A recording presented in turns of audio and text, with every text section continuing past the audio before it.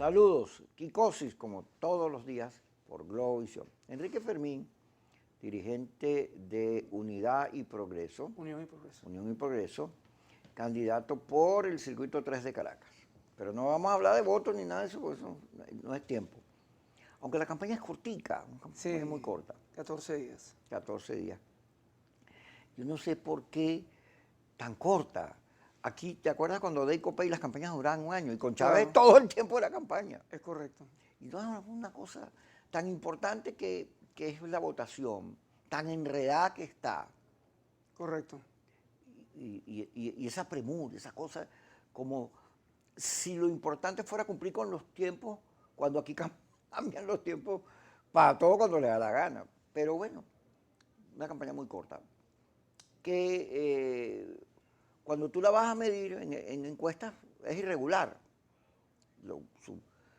Los promedios que arrojan las encuestas. Hay unas que dicen que va a votar 47, 57, por ahí. Y hay otras que ponen que va a votar 2 personas.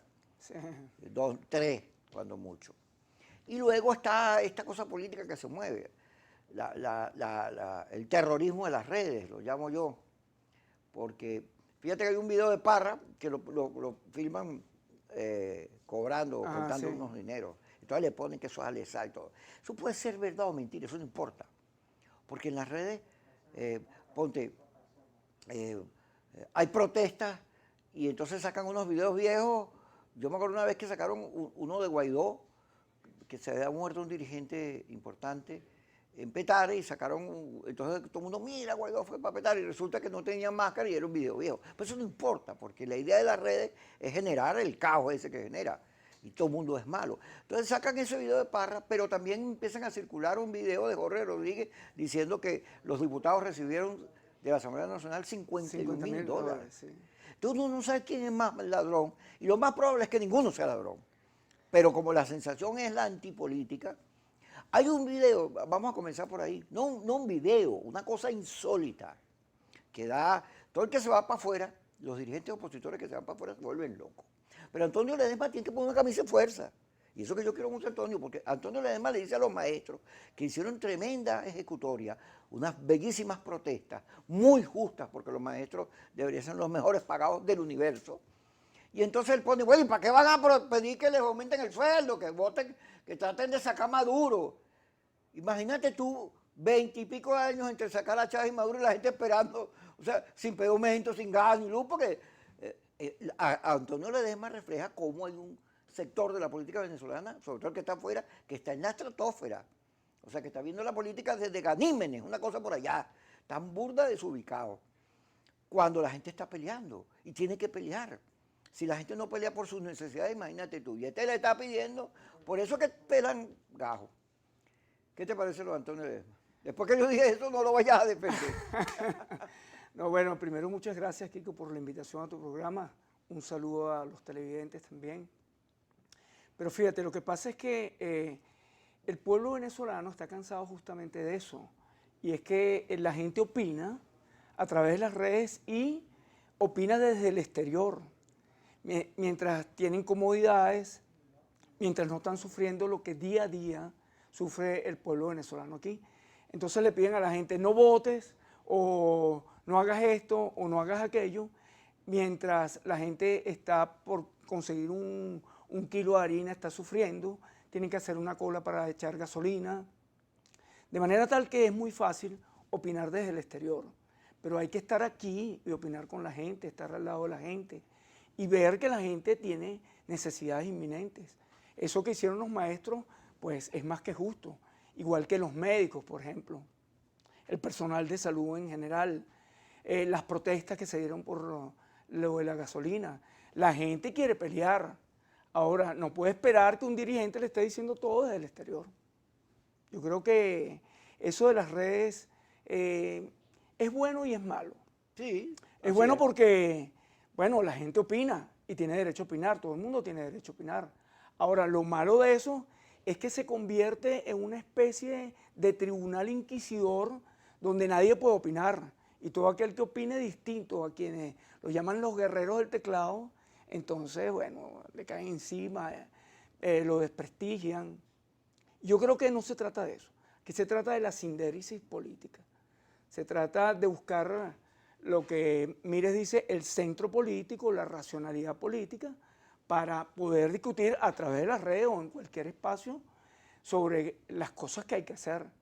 Yo creo que esa polarización que se ha dado, extrema, no ha contribuido en nada a las soluciones de los problemas de los venezolanos. Creo que es necesario en este momento la aparición de un centro político que sea capaz de entender que hay que buscar soluciones donde se necesita la unión de la sociedad venezolana. Ahora decías al principio que lo de la campaña, que es muy corta, ciertamente, eso en cierta forma podría describirse como un ventajismo porque el gobierno está en campaña todo el año. Entonces, esa es la situación. Fíjate, ya que tocamos el tema, vamos a meternos un poquito ahí. Detienen un submarino en España, un submarino lleno de droga, lo detienen. Y la narración dice que el submarino venía de Colombia. Y la campaña que hay de los Estados Unidos y sus aliados es que este es un país narcotraficante, un gobierno narcotraficante y que aquí todo el mundo es narcotraficante. Pero la verdad verdadera es que el país donde hay droga y comercio de droga es en Colombia. Y este submarino lo reafirma. Ah, y este poco de barcos y cosas que estaban... ¿Cómo pasó el submarino por ahí? Porque el barco no, para impedir que pase la droga. Pero pasó, porque los narcotraficantes, como tienen mucho real, se le inventan cosas como esa. Imagínate, un submarino. Ahora, yo no entiendo por qué no hay un debate en los Estados Unidos, en la EA, la DEA, para meter preso a Duque mañana, al presidente colombiano que permite eso, pues. Porque, ¿quién es el responsable en términos políticos? Porque aquí hay una cosa como mentirosa y farsante de la clase política y por la cual la gente se ha salido de la política. Porque en las redes, los investigadores, los que saben de eso, dicen que lo importante es la comunicación horizontal y honesta. Tú puedes decir cualquier barbaridad, pero si tú te la crees y te fajas, la gente te cree, pues. Ahora, cuando montas estos shows de la política, porque igual los monta el gobierno, ¿no? Aquí, no es que sí, fíjate Donald Trump. Hoy dice el médico de Donald Trump, mira, pero lo menos tiene rasgos de COVID-19. Pero ya habían dicho que tenía COVID-19, sobre todo porque le fue muy mal en los debates, en el debate con Biden. Biden le dio una pela. Aunque aquí los troncistas, porque ahora tenemos troncistas venezolanos, Made in Venezuela. Trump, Carlos Alberto Montaner, cuando yo era muchacho, decían que era gente de la CIA, porque un cubano muy peleón contra los Castro, y vivía todo el día peleando contra los Castro. Entonces decían que era un gusano. Y todavía Carlos Alberto Montaner, un intelectual, ha sido un hombre de pensamiento coherente. Entonces ahora resulta que Carlos Alberto Montaner escribió un texto que dice, ¿por qué yo no estoy con Trump? Y arranca diciendo, Trump es un mentiroso. Trump vive diciendo mentiras. Hay inclusive en Estados Unidos una gente que le sigue las mentiras. Una más lleva tantas. Y le han caído encima por todos lados a decirle comunista a Carlos Alberto Montaner, que toda su vida lo que se ha hecho es pelear con el comunismo. ¿Quién está detrás de eso? Cuando regresemos con Enrique Fermín, aquí en su programa preferido, Kikosis.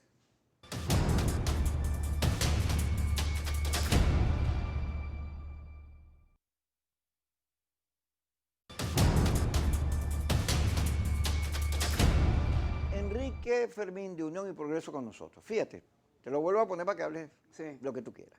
Entonces, se monta que el gobierno es narcotraficante. Yo no voy a meterme a defender o a atacar al gobierno. Yo solo pongo los platos en la mesa y después te explico por qué. Entonces pasa el submarino. Y ese poco barco con esa tecnología, esa cosa, y no detectaron el submarino. Ah, caramba. Yo votaría, yo soy otro, llamo y voto al comandante de la tropa y devuelvo los barcos por ineficaces, chicos. Ah, pero volvamos. Carlos Alberto Montaner, uno de los principales líderes de la resistencia cubana, es acusado de comunista.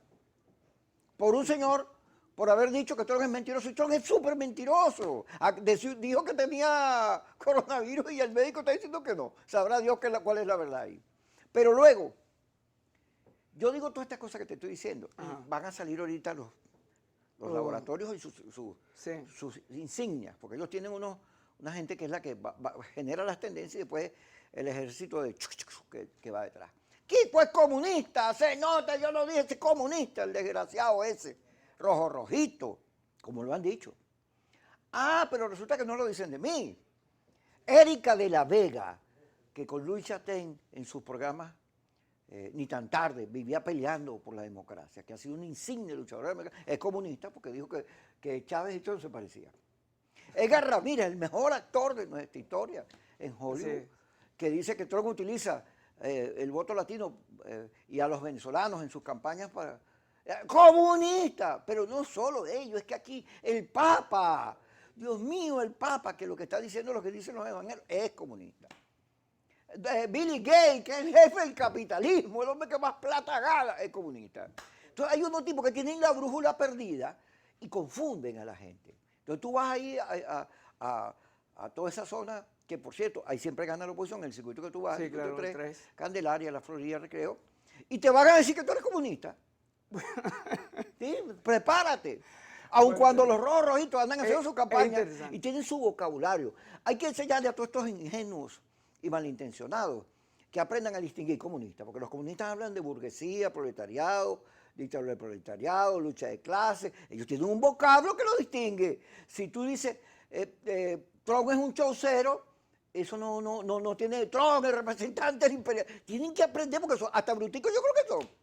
No son bruticos, son malintencionados. Dirigen la opinión pública hacia unos códigos de polarización que les conviene. Bueno, es lo que te decía ahora en el segmento anterior. La polarización lo que hace es daño, no clarifica en lo absoluto, digamos, el horizonte para la resolución de los problemas de la política, económicos y sociales de los venezolanos. Entonces, fíjate, eso siempre ha existido. Las personas, cuando la ideología se convierte en reduccionista, entonces yo digo, por ejemplo, si Kiko dice, bueno, a mí no me gusta lo que dijo Trump, entonces eres comunista. O de repente si tú dices, bueno, no me gustó lo que dijo el presidente Maduro, entonces tú estás con el imperialismo. O sea, pero no se trata de eso. Las personas tienen que opinar, tienen que tener la amplitud de pensar lo que puede ser bueno o malo, no importa del bando donde venga. Tú hablas ahora de cosas muy delicadas, por ejemplo, lo de la droga. Uno no se puede poner a defender a nadie en eso. Los organismos que tengan que investigar, sean nacionales o internacionales, que lo hagan. Ahora, lo que pasa es que eso me hace acordar de una serie que se llama Snowfall, donde uno se acuerda de todo aquello de lo que fue el Irán contra. Es decir, que muchas de estas cosas uno lo tiene que ver con mucho cuidado y siempre tener la capacidad de hacer el análisis lo más concienzudo posible. Y mantenerse, hay que luchar contra la droga esté donde esté.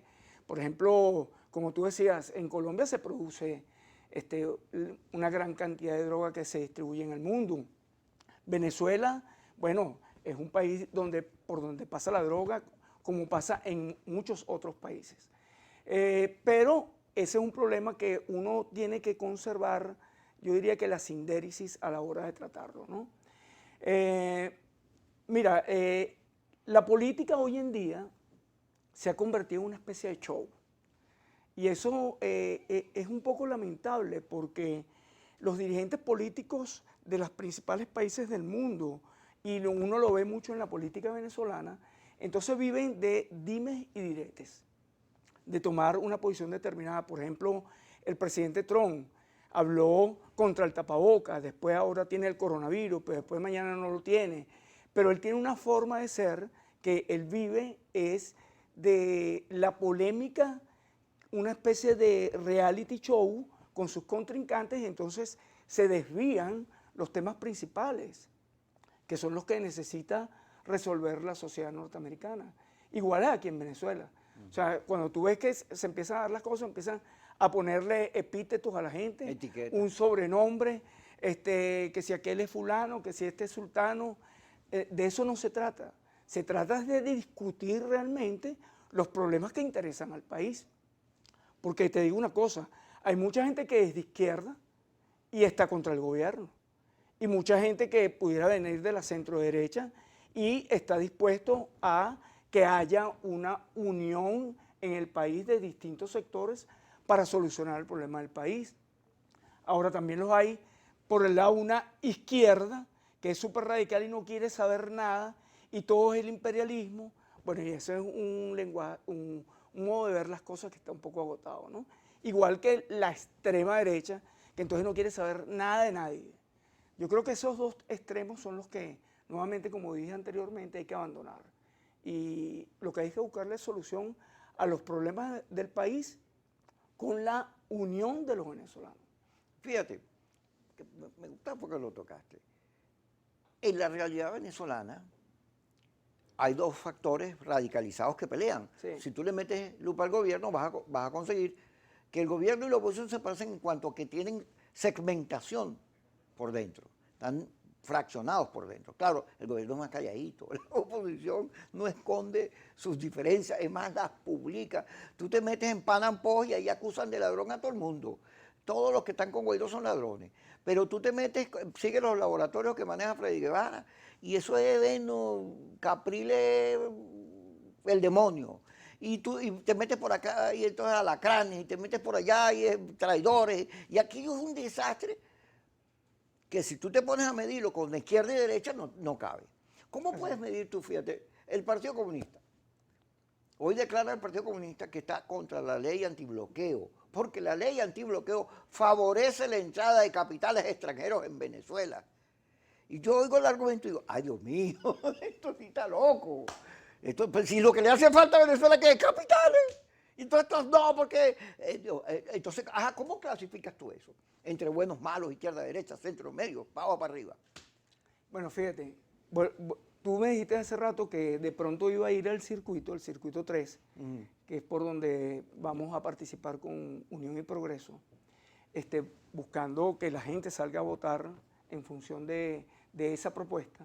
Ahora fíjate tú, a uno que van a decir, no, tú eres comunista o eres de ultraderecha, no. No, porque estás llamando a votar, ya tú eres un traidor. Correcto, pero ahí es donde está la cosa, que el ir a votar es un ejercicio democrático de la voluntad de los venezolanos.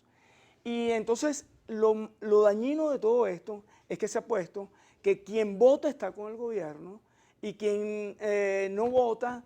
está con el imperio. Está con el imperio, bueno, cosas así, ¿no? Pero no, se trata de que la gente de verdad...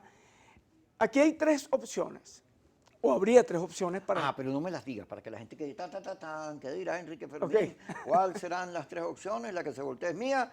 Ya regresamos en su programa Kikosis por Globovisión. Gracias.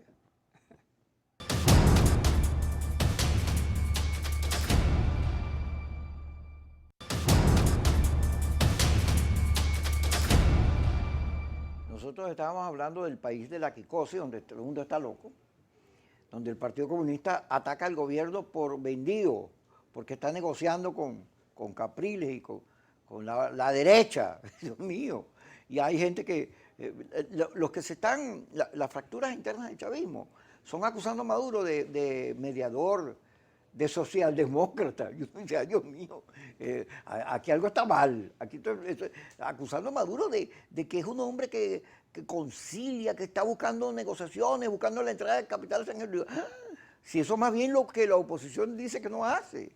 Ahora, tú tenías tres opciones. Bueno, te decía a ti, a los televidentes, que hay tres opciones para cambiar lo que todos queremos, bueno, la mayoría del pueblo venezolano quiere cambiar, que es desea otro tipo de gobierno, necesita otro tipo de proyecto social y político.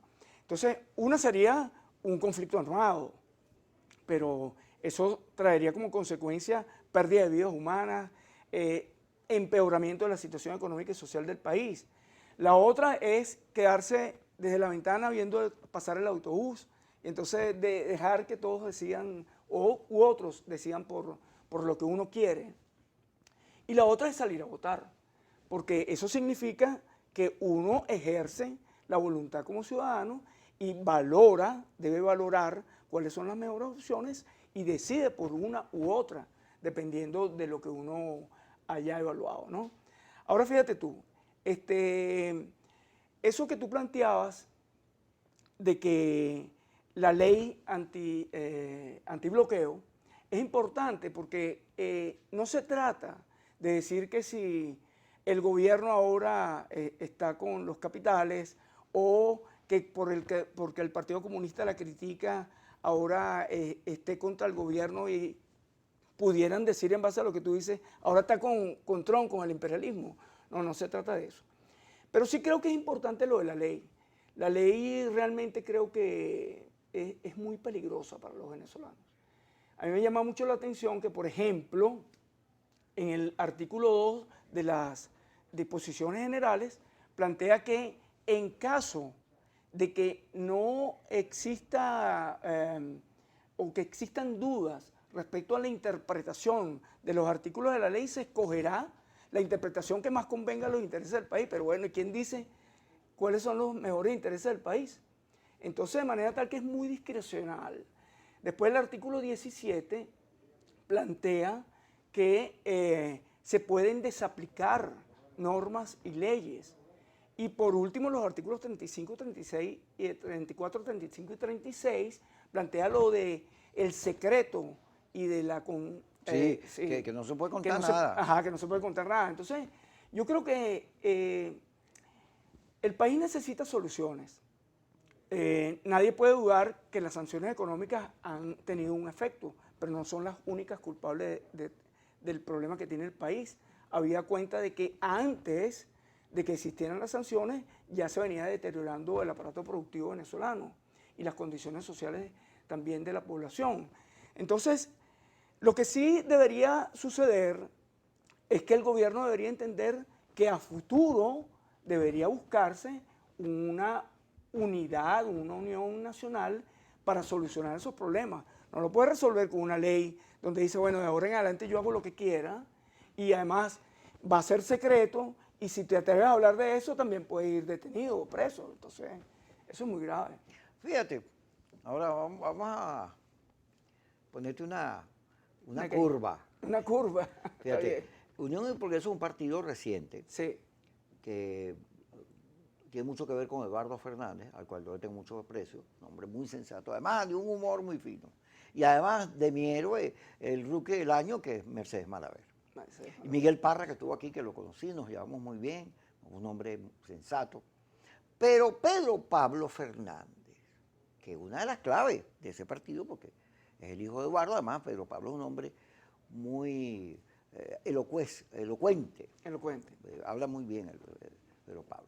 Escribe un texto donde prácticamente llama a no votar y habla de un desastre. Entonces uno dice, bueno, ¿y qué pasó ahí? Y te pregunto, ¿qué pasó ahí? No, bueno, fíjate, lo que pasa es que en medio de la pandemia hubo una valoración de si debía hacerse las elecciones en diciembre o no.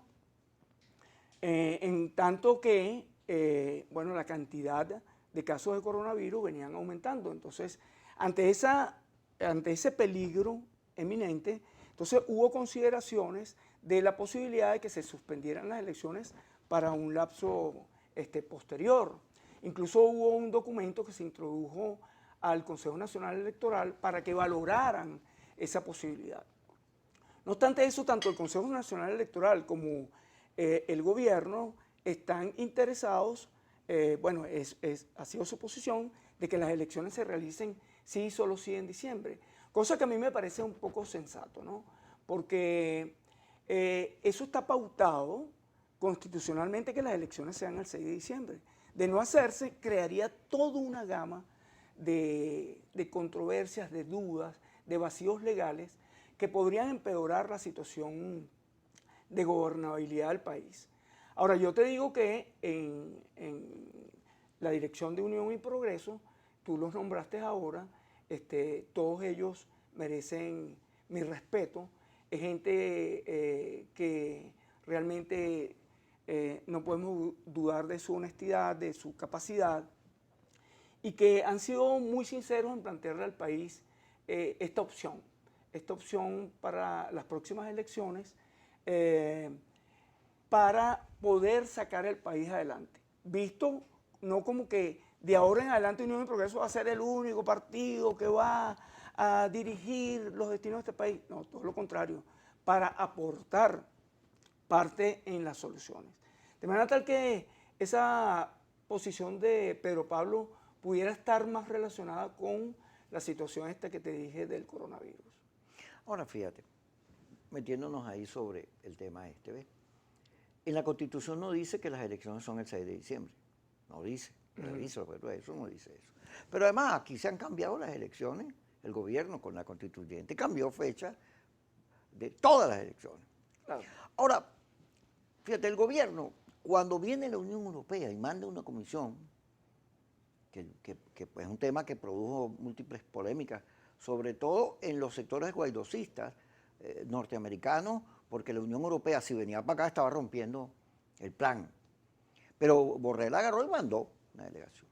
Y se reunió con todo el mundo, por cierto.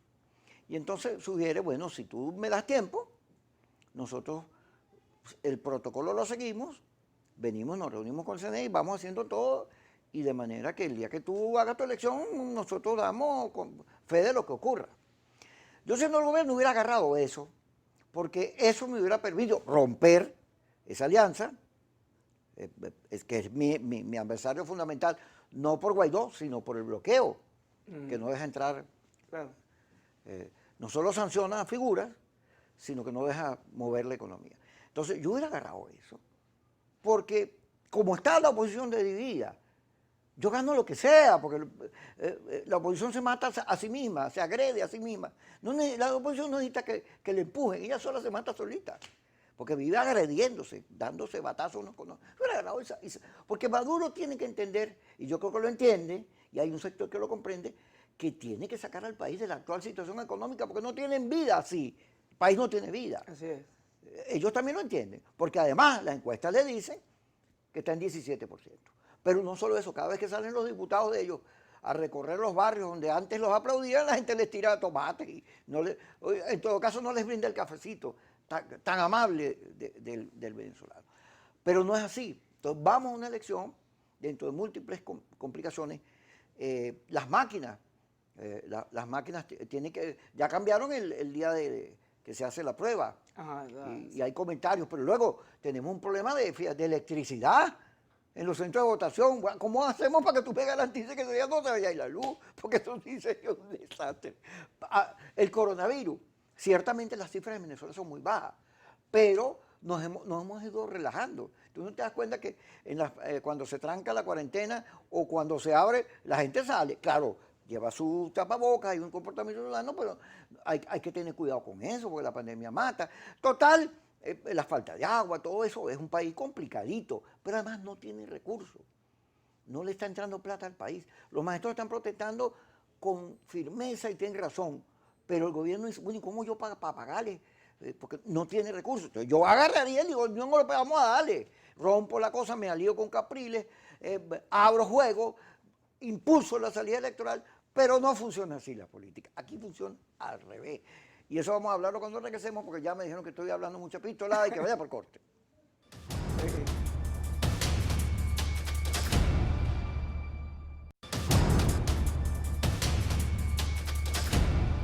Seguimos con Enrique Fermín, miembro de Unión y Progreso. Bueno, te planteé todo eso que te planteé, cómo estamos de locos nosotros. Al gobierno le conviene una cosa, pero el gobierno tiene adentro factores que le dicen, no deje que la Unión Europea controle el país. ¿Cómo nos vamos a poner en manos a la Unión Europea? Por Dios, no. Y tiene unos factores allí radicales que dicen, no negocie, no hagas esto. Igual que la oposición, pues. Sí. Bueno, fíjate, Kiko, yo creo que una de las cosas peores que le ha sucedido a la política en Venezuela es lo que yo denomino geopolitizar la política en Venezuela. Una vez ciertos factores tomaron como camino buscar que la geopolítica dominara el destino de lo que va a pasar en Venezuela, ya entramos en un punto de no retorno donde empiezan a haber factores distintos a los nacionales que empiezan a tener mucha influencia en lo que sucede aquí. Verbo y gracia, lo que piensa Estados Unidos, el Grupo de Lima, lo que piensa la Unión Europea. Entonces el gobierno busca aliados y se busca aliados como Irán, Rusia, China. Entonces ya estamos metidos en un problema. Es un berenjenal. En un problema geopolítico grave. ¿Qué quiere decir eso? Ha sido la experiencia de todos los conflictos a nivel mundial. Así pasó en Nicaragua, así pasó en Vietnam, así ha pasado en muchas partes del mundo, ¿no? Entonces, ahora la solución en Venezuela lamentablemente pasa porque tiene que haber una negociación con distintos factores con influencia internacional que van a tener que aportar para esto. Uno de esos casos es lo de la Unión Europea. Tú lo decías con lo de las elecciones.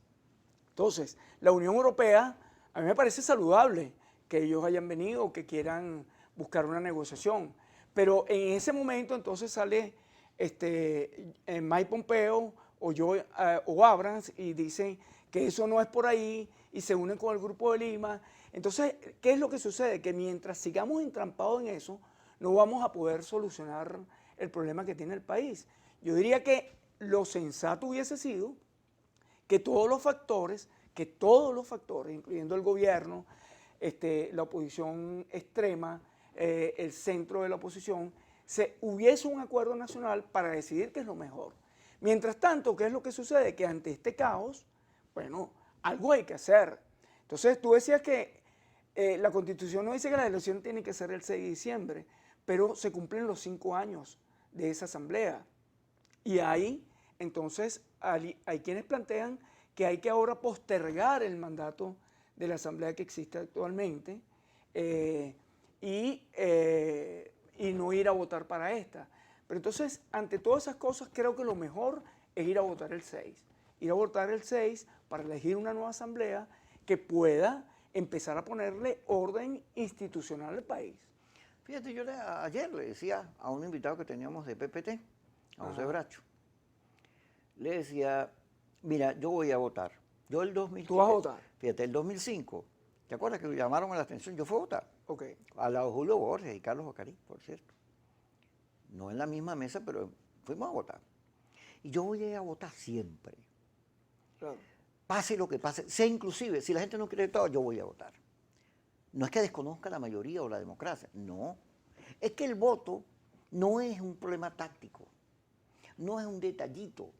El voto significa un arma de protesta, la igualación de las sociedades en cuanto a que un pobre y un rico vale igual, la oportunidad de que las mayorías decidan y lo más importante, la resolución de los conflictos por la vía de la paz. Claro. Pero el voto es lucha. En Bielorrusia Así es. no les daban condiciones y fueron. Así es. Porque la lucha con el voto en la mano por la democracia genera una épica. No me las van a dar, no me vas a dar condiciones, yo peleo, porque es que el gobierno autoritario nunca te va a dar condiciones. Así es. Todos los imbéciles que piden condiciones, que dicen que es una dictadura, dice, bueno, pues es una contradicción, tú me vas a perdonar, por eso te estoy diciendo imbécil, porque ¿cómo le vas a pedir tú a una dictadura condiciones? No lee la historia, porque si tú lees la historia te vas a dar cuenta que no las dan. Es el pueblo, es la gente, es el voto como argumento quien se impone. Así es. Pero aquí entonces no, el voto es casi que basura, pues. Los que argumentan a favor de la salida armada o de fuerza, bueno, pero dime cuándo en Venezuela eso ha funcionado, porque de 1958 hasta nuestros días, de Chávez y Carmona fracasaron. Claro. Entonces no me venga, entonces salen a decir que la ONU venga a intervenirnos, el RP2 o el TIAR. Todo eso es mentira. Estás diciéndole mentiras a la gente. Vendes falsas ilusiones. Eso que dice Ledesma. Bueno, si tú esperas a que cambie el gobierno, porque todo el mundo enfocado a pelear contra el gobierno para que se vaya, bueno, 22 años no son suficientes para que te mueras de hambre, para que vivas en las peores condiciones, porque ahí está la realidad. Entonces, hay la necesidad de decirle a la gente la verdad. Así es. Mirándola a los ojos, sí. Bueno, usted no vaya a votar, pero yo voy a votar. Y me tienen que matar para quitarme el voto. Bueno, hay que ir a votar. El voto es un instrumento, tú lo estás diciendo muy bien. Es un arma cívica. Eso es lo que tenemos. Entonces, si nosotros renunciamos a eso, estamos dejando de ejercer nuestra voluntad. Lo que tú estás diciendo, mira, los ejemplos son muchos. Lo que pasó en el plebiscito con Pinochet en Chile, lo que pasó en Polonia, cuando Jaruzelski estaba en el poder, el Partido Comunista Polaco. Se han resuelto las cosas a través de la votación, de la organización de los ciudadanos y de convencerse de que cuando hay mayoría y deciden presionar cívicamente, que no significa que no haya pelea, como tú decías, es pelear, pero a través de ese mecanismo los pueblos se imponen. Yo siempre digo que los que plantean el camino de la guerra, lo único que está garantizado en el momento que se inicie una guerra es que va a haber una negociación. Entonces, bueno, vamos a embarcarnos en un camino belicista si después vamos a tener que negociar. Entonces es más fácil negociar ahora y buscar que el cambio se produzca, el cambio necesario, a través del voto de los venezolanos. Eso es lo que yo creo que tenemos que hacer. Enrique Fermín con nosotros, vamos al corte y ya regresamos. Gracias.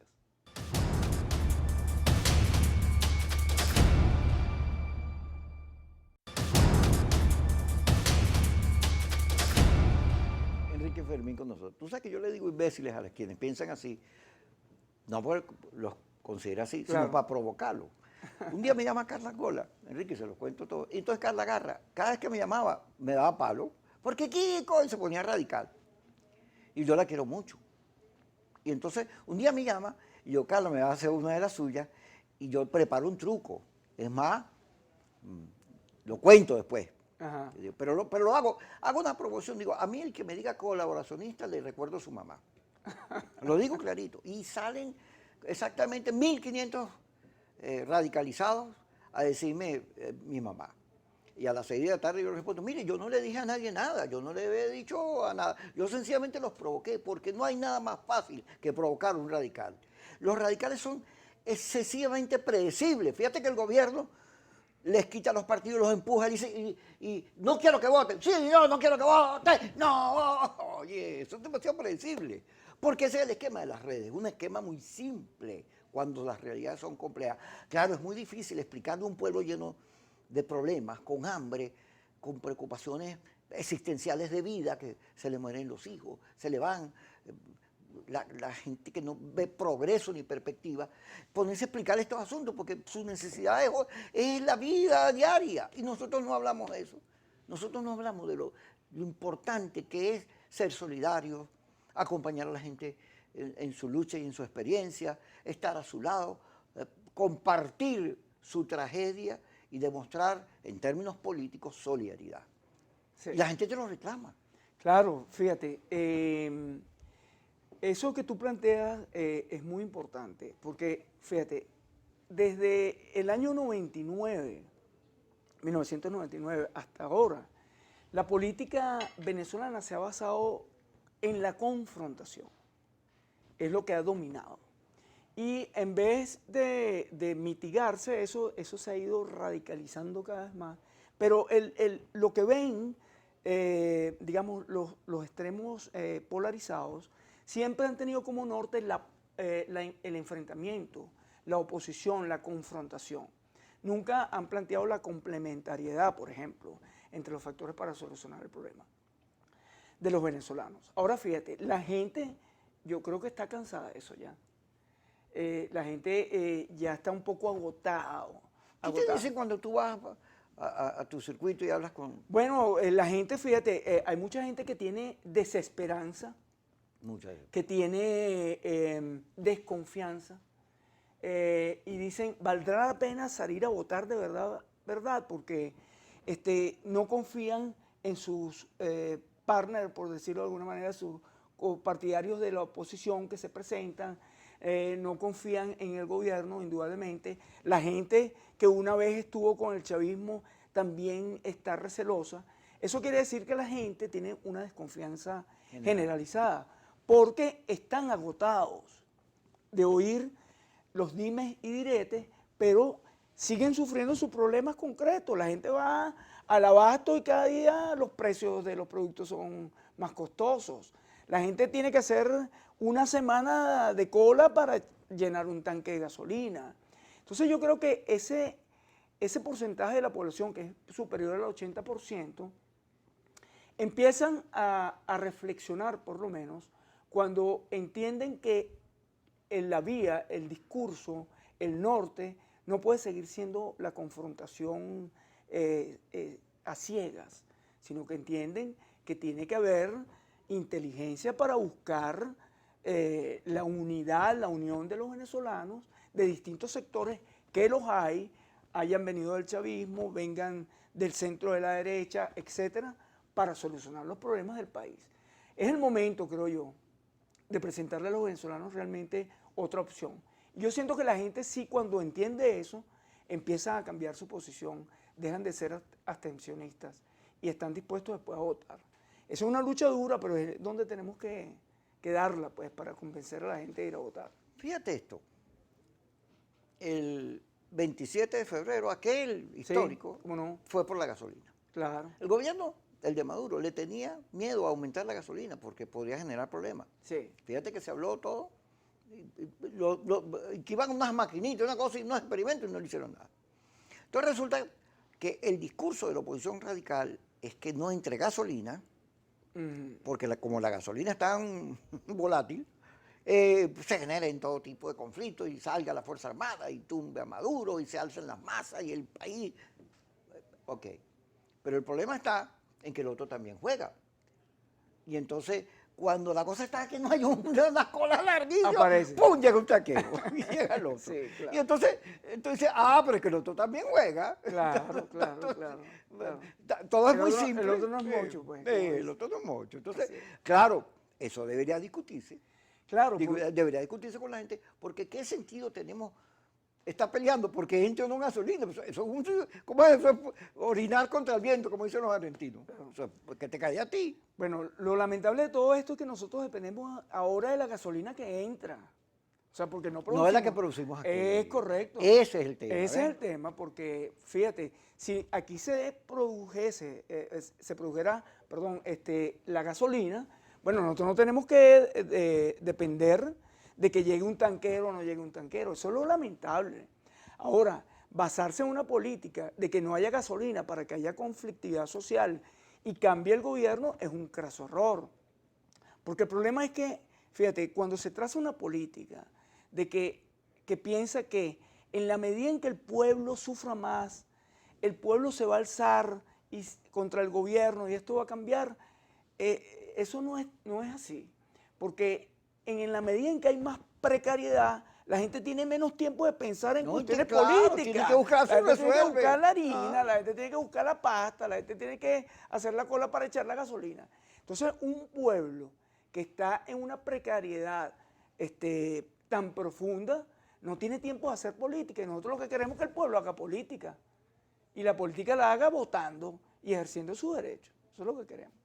Fíjate que hay un video en las redes, ya que hemos hablado tanto de eso, de Diosdado regañando a unos candidatos a diputados que estaban repartiendo mortadela con pollo. Ajá. Dice, ¿qué es eso, chicos? Aquí hay unas misiones que hacen eso, pero no dejas convencer a la gente entregando pollo. Yo vi eso y dije, caramba, ahí hay un problema interno fuerte, porque esos son unos discursos que antes no se oían. Sí, hay problemas en todos los sectores. La oposición es sabido, digamos, públicamente, pues se sabe públicamente que hay mucha división dentro de la oposición, pero también dentro del gobierno, dentro del chavismo hay problemas. Y parte de eso se debe a que hay gente que está convencida de que hasta dónde se puede sostener esto con un discurso de que, bueno, estamos bloqueados, no nos dejan gobernar, no nos dejan gobernar y tiene 20 años gobernando. Te voy a dar la respuesta hasta ahorita porque se acabó el programa. Ok. Gracias, Enrique, por estar con nosotros y que compartir estas cosas aquí delante de la gente. Gracias. Que la gente decida, que Gracias. escuche, que haga lo que crea. Y que salga a votar. Hay que salgamos a votar. Yo te lo digo, me tienen que matar para quitarme el voto. Amo el voto, soy un voto loco. ¿Cómo es loco? Votomanía. Yo creo en el voto. Gracias por estar con nosotros. Kiko Osis por Globovisión a las 5 y a las 10, no se olvide.